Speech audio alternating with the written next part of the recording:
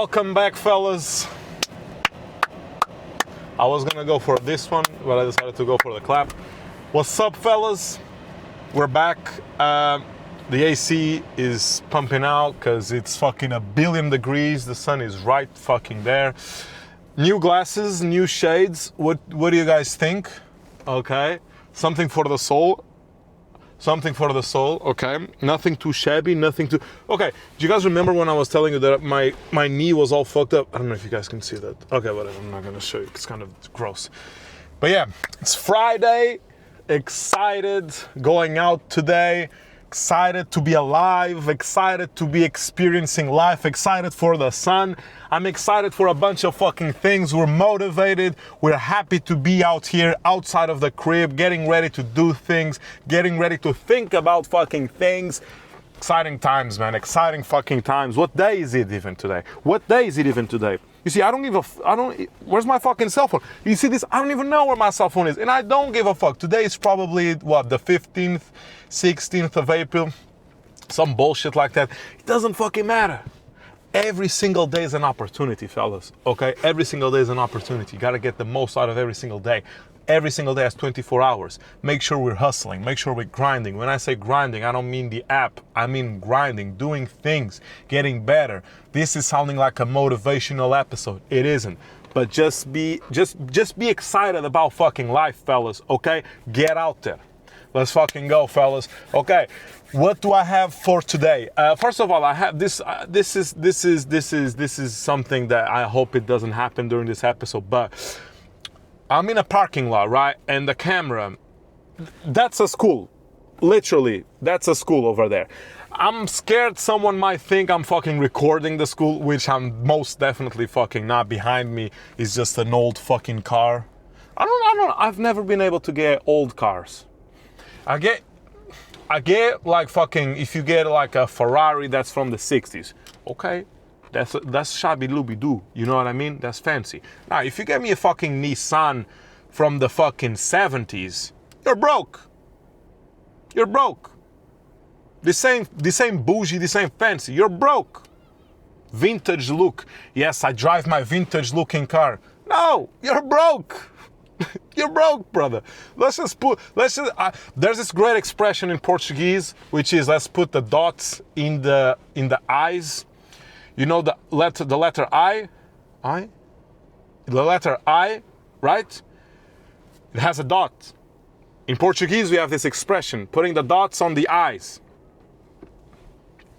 Not eyes, the eyes, the letter I. Okay. Hopefully the AC sound isn't too crazy for y'all. It's just way too fucking hot. But yeah, hopefully this doesn't happen. No one fucking thinks that I'm recording the school. Hopefully, because this is not what I'm trying to make it up to be. But yeah, excited, guys. Excited. It's a Friday.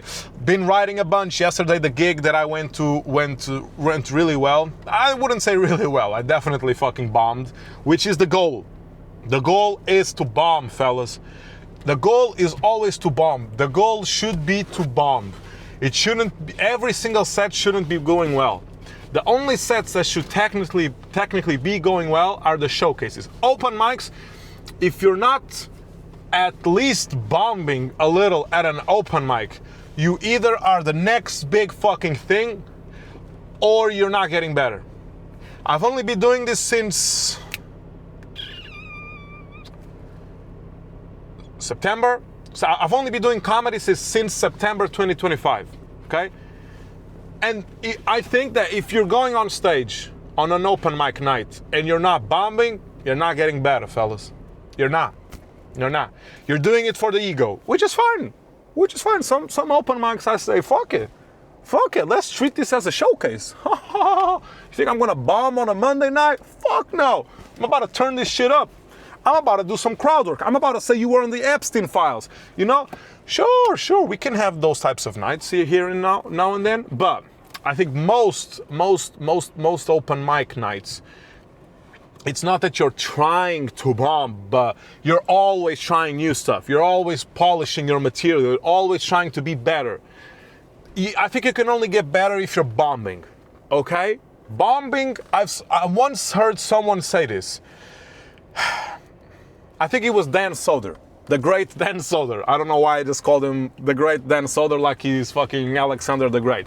But I love Dan Soder. Dan Soder once said on a podcast, a comedy podcast, something like open mics are like the gym for comedians. Totally. And you should be going to the gym as much as you can, but you shouldn't be super sore after every fucking gym session. Okay? My thoughts on that. If you're always bombing on an open mic, so if nothing that you do is, if you do a 5-minute open mic set and you bomb for 5 minutes, gotta rethink what you did, which is totally fine. But if every single night you're going on stage doing 5-minute sets and you're bombing constantly, some rethinking needs to happen. You know what I mean? Some rethinking has to happen. Some restructure of whatever the fuck you're doing has to happen. And that's fine. That's what the fuck open mics are there for. Are for you to go and fuck shit up. You know what I mean? Are for you to go and say outlandish things. Are for you to go and bomb. Just be stupid. Say the wild thing that you think might be funny. You know what I mean? But yeah, that's what I've been doing. That's what I've been trying to do. But yeah, I think we could speak a little about comedy. It's a Friday night. I'm excited. I'm excited to speak about comedy. I'm excited about comedy. Let's see. So one thing that I've noticed. Sorry, I was touching the mic, and I don't think that's a good idea. One thing that I've noticed that's been really helpful for me. First of all, I just want to. I know there's not that many people that watch this, which is totally okay. But I have to say something. This has definitely helped me a lot with my English. Again, my English was never bad. I don't think my English is bad at all. But it definitely annoys me to speak sometimes on stage. Not on stage, this doesn't particularly happen because I feel like when I'm on stage, I feel like my brain just sort of goes somewhere. This is corny as fuck, but it's not flow state or anything like that. But I just feel like I'm not gonna miss a word. I'm not gonna be on stage going, oh, what's that word? You know what I mean? But here, that definitely happens. So, what was I gonna say? Oh yeah, this podcast, doing it every single day, just showing up every single day, doing 20 minutes of speaking about something that I don't know what it's about, what it's gonna be about, not having anything written. I have been doing a couple of bits here. They are not all written, right? So I have the idea, I might have a joke tag in the middle. I'm trying to figure out the joke, so it's not particularly written down. But most of the episodes are just me wobbling and doubling flow state here. Not flow state, but flowing here, you know what I mean? So yeah, it definitely has been super helpful and it definitely has worked. Like the last 2 shows that I did, so Bone Free yesterday and Self on Tuesday, I gotta keep it a bucket with y'all. Recording the podcast before going on stage, so while I'm driving to go on stage, I'm riding there, my car there, right? And I noticed that because I'm speaking English into a camera, it's like I'm already in this performance sort of mindset. Does this make sense? It's not like if I'm going there and I'm just worried about the material and worried about what I'm going to say. I think that worrying too much about what you're going to say isn't great. I've noticed that the best sets that I've done, I do have the jokes written down. I do know exactly what I'm going to say, when I'm going to say, what I'm going to say if something doesn't land, what I'm going to say if someone says something and whatnot.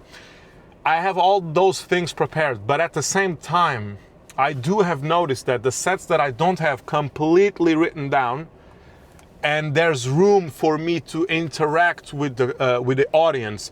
There's room for me to handle someone who's on their cell phone. There's room for me to let people just laugh. There's room for me to fucking throw a shit joke at a crowd. There's room for me to acknowledge things that are happening in the venue. Like I was watching a set of mine, like the first showcase that I did there at Seltham, and I remember like I was super panicky and super nervous not about performing, not about not having laughs, but I was super worried on my first showcase about forgetting what I had to say, forgetting the things that I had written down.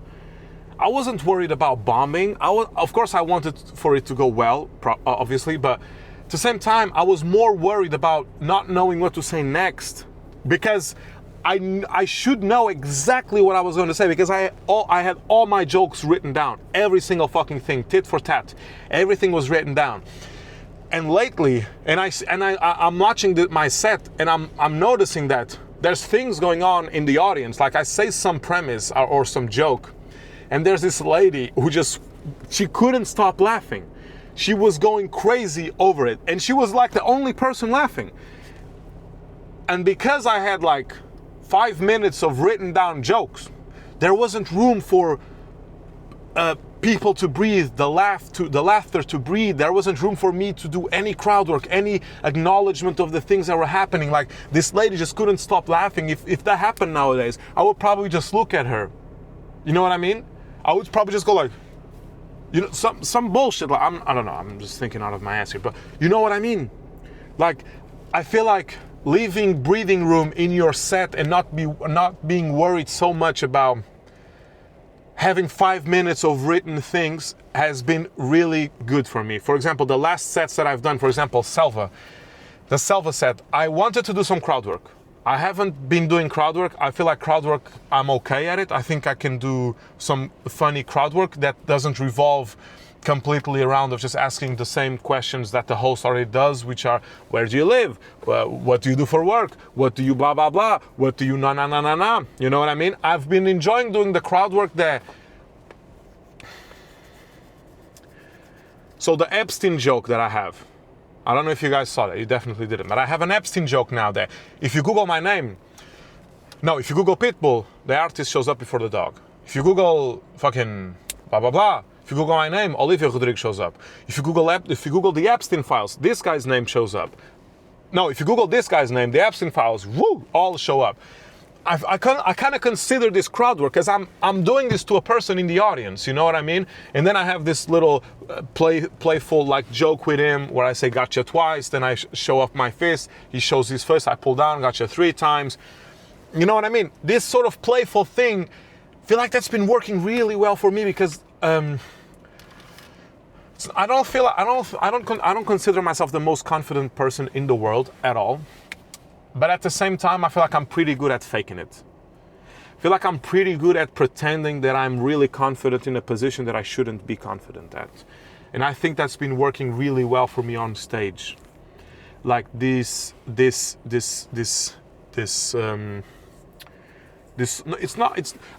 always heard comedians say that whatever you are on stage, it's never what you really are. It's an exaggeration of who you are. I don't know. I totally get where they're coming from when they say something like that, but at the same time, isn't finding your voice just being you on stage and not being an exaggeration, not being you super, are you ready to rumble? You know what I mean? I can't do that. I see people doing that.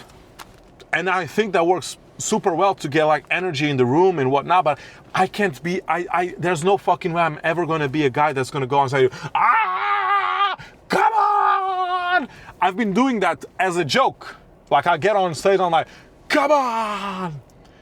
Give it up for your host. I think I come out as I'm joking. Doing that as a joke, like I start emoting, I start going, come on! It's clearly that I'm over exaggerating, that I'm not, because right after that I just go into my normal self, you know what I mean?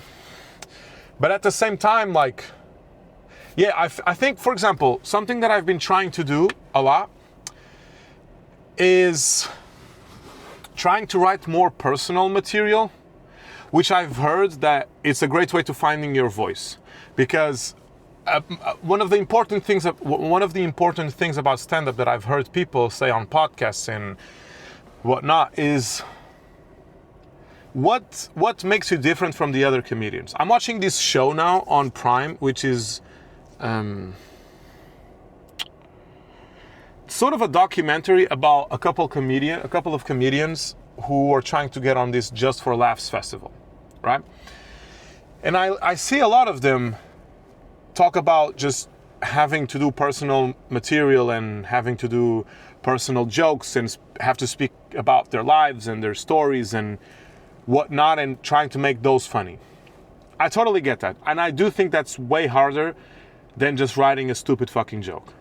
But at the end of the day, isn't our job to just be funny? You know what I mean? Like, I don't think it matters if you go on stage and talk about how you had a car accident when you were 8 years old and that made you whatever. I get why people do that. It makes you more, I think it makes you more recognizable. But at the same time, for example, the sign language bit that I have, sometimes I leave the stage thinking, I really hope these people, this is what I think. These people might remember me as the guy who did a fucking 7-minute set about sign language. You know what I mean? I think that's also I think that's something that people really remember as well. Like, think what ends up happening with people who do like random jokes on their sets instead of saying something about themselves and their family and their story, their life story, is that it's a 5-minute set, for example, and you did 20 jokes that have nothing to do with each other.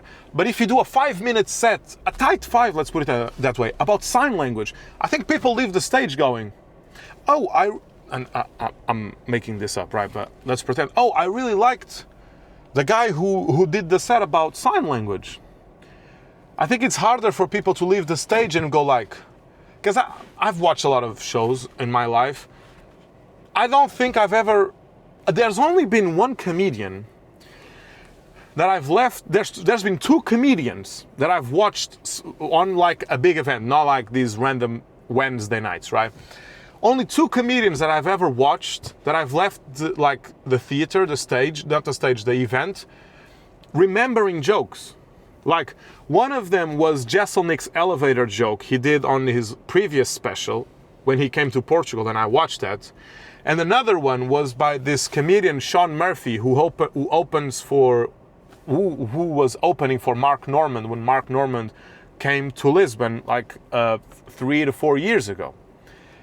The condom joke by Sean Murphy, I don't remember it now, but I remember leaving the stage and just fucking speaking with my friend about that joke for a long fucking time. And that's something that's very hard because Sean Murphy just looks like a fucking nerd. You know what I mean? Bro, I have this, no, you want to see a real fucking nerd? Like, I told this guy that I'm recording my episode, and now broski is here just fucking molesting my car for some odd fucking reason. Anyway, yeah, of course. Yeah, but what I was trying to say is that I feel like if you have some sort of character and at the same time the joke is pretty solid, I think that you don't have to do personal material. Look at Jesselnick. Fucking Jesselnick, I don't think Jesselnick does anything that's particularly personal. And the guy crushes. The guy destroys the fucking room. He's one of my favorites. Mark Normand, it's not like Mark, who's my favorite. It's not like Mark is going on stage and he's talking about his life. No, obviously he has a lot of random fucking jokes about his life. For example, now his baby and the fucking Jamaican babysitter. But you know what I mean? I think random jokes just work. Like, you have to be funny. I don't think you have to do personal material. And I've been trying to do personal material, but at the same time, like, some of these things just aren't funny. Like, my life, there's a lot of things that have happened in my life that have been really funny, but at the same time, it's not like, I don't see them as funny as, because I think the funny things that have happened in my life are so fucking stupid and so weird. Like, sleeping on a hostel with 2 buddies of mine, and the guy that's sleeping on the top bunk, I'm sleeping on the bottom bunk, and the guy is so fucked up that he starts throwing up from the top bunk to the bottom to the floor, and now I'm hearing the entire fucking night. I'm just hearing vomit dripping down the fucking bunk, like the whole night. That was fucking hilarious. That was disgusting / hilarious, but at the same time, you're like, is this gonna be funny? And like, most of my stories are about just me and my friends going out at night and just getting fucked up, and all sorts of things. And then, whatever. I think I'm going to continue speaking this on the next episode, because I need to speak with you guys about this, because we've just hit the 20-minute mark. This fucking bozo is here waiting for me. But I'm going to continue speaking about this tomorrow. So yeah, thank you so much, guys. Take it easy. Have a nice weekend, a nice Sabbat. Shalom, Sabbat, Namaste, Salam Alaikum, goodbye, and arrivederci. Goodbye.